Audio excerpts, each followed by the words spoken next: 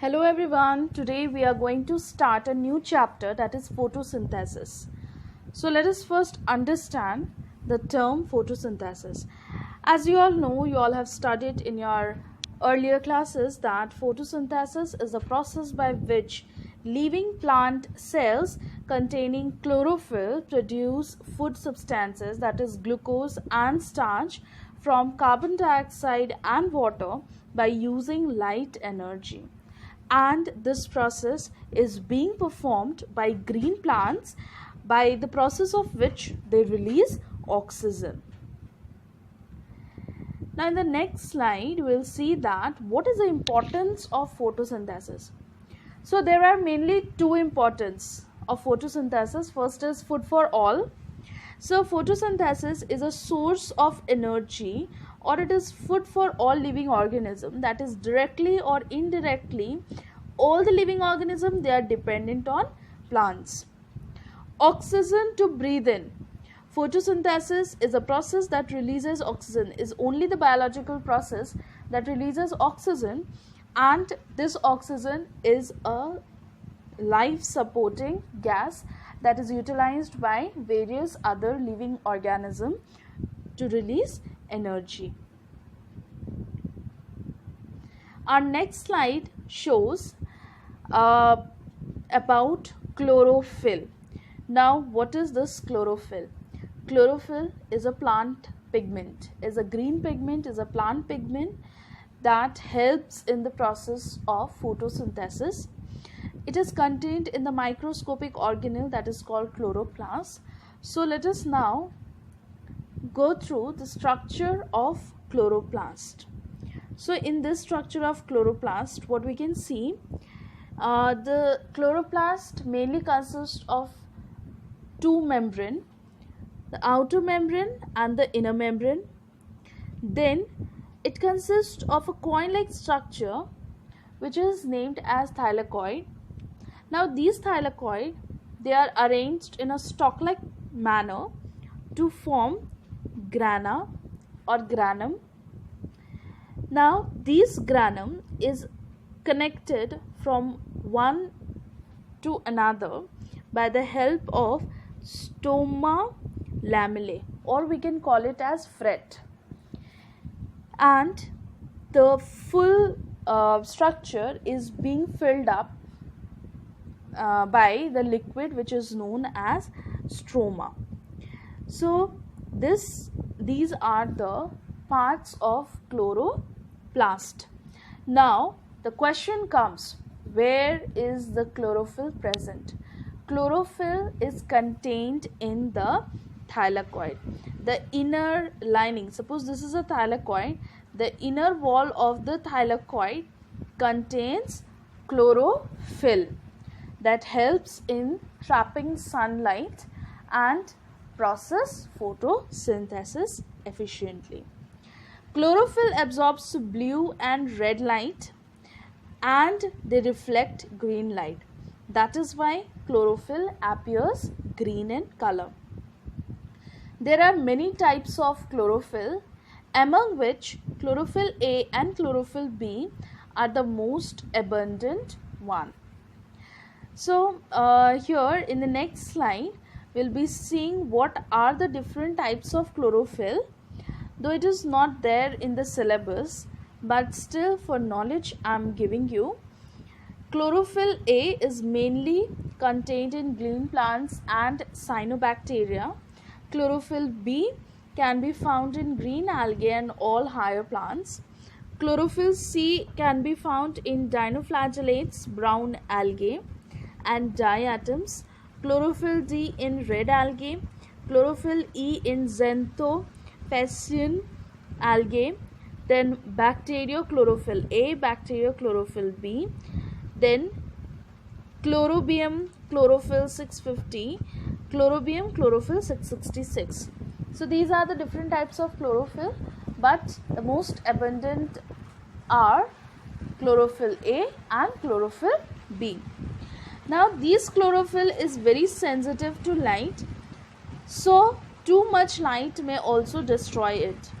In the absence of light, the formation of new chlorophyll is prevented and there is disintegration of the older ones. So light is most important to activate the chlorophyll present inside the chloroplast. Now let us see the structure of stomata, because the exchange of gases, diffusion of gases, that is oxygen and carbon dioxide, is mostly carried through this structure, that is stomata. So here are the two structures of stomata, that is this open stoma and closed stoma. So in these stoma, these are guided by the guard cells. These are known as guard cells, and there is a presence of nucleus in it. There is a presence of chloroplasts in it. A large vacuole is present and a cell wall. Now the inner lining of the stomata are thicker than the outer lining, so that easily when the guard cells will accumulate water, they will start bulging out without rupture. Then there were two theories proposed for opening and closing of stomata. So let us discuss those two theories. First one is potassium ion concentration theory. Now what does it mean, potassium ion concentration theory that leads to opening and closing of stomata? How? First of all, let us see, during daytime photosynthesis takes place, followed by the production of ATP. So when photosynthesis is taking place, there is a production of more and more ATP. Now when the ATP is being produced, they activate the pumping of potassium ion inside the guard cells. Means potassium ion starts entering inside the guard cells. Now from the adjacent cells.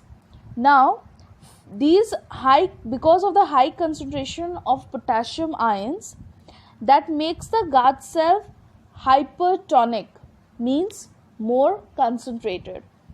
So in this case, what will happen? Water from outside the cell will start entering towards it, means endoosmosis takes place. When endoosmosis takes place, then the guard cells starts bulging. That leads to the opening of stomata. Okay, so here is a flow chart that will explain the theory in a better way. During daytime, photosynthesis takes place that releases ATP. ATP helps in pumping potassium ions inward towards the guard cell. Guard cell is now concentrated with potassium ions. Now because of the higher concentration, water starts entering inside the guard cell, means endoosmosis takes place, and hence the guard cells bulge out, leading to the opening of stomata. So this theory was proposed recently, and during the night time, just opposite process occurs. During the night time, photosynthesis doesn't take place, means they will not produce ATP. Potassium ion again moves back to the adjacent cells, means epidermal cells, and then that leads to the closing of stomata. Now the next theory in this is sugar concentration theory, and that also leads to opening and closing of stomata. In this theory, this was the old theory which was proposed earlier. In this theory, what we can see that during the daytime photosynthesis occurs, and during this process what happens, sugar is being produced, sugar or glucose is being produced. When sugar and glucose is being produced, that leads to high concentration of sugar and glucose in the cells. in the guard cells. Now again hypertonic condition occurs in the guard cells, that is followed by the inward movement of water from the adjacent cells in this way. So endoosmosis takes place. Now due to the inward movement or endoosmosis, the guard cells become turgid and hence the stomata opens up. So these two theory was proposed to study the opening and closing of stomata. Now during the night time, the closing of stomata, how it will take place? Just the alternate process happens and thus the stomata closes. Okay, so in the next video we'll be studying about the process of photosynthesis and the two phases regarding that.